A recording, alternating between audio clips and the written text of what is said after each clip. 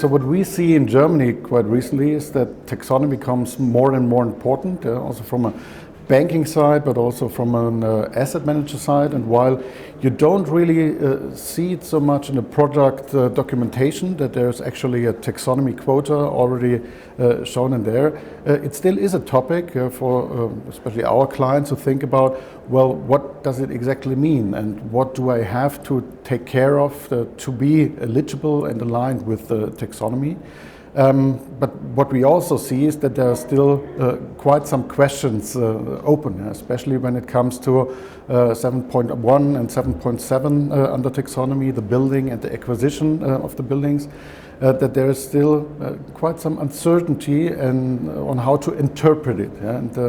what we currently see is, depending on who you talk to, with the politics and the politicians, that they are still on an other level than the market participants are, and while they still, let's say, think on general topics and how to implement it, the market participants think about how to operationalize it. And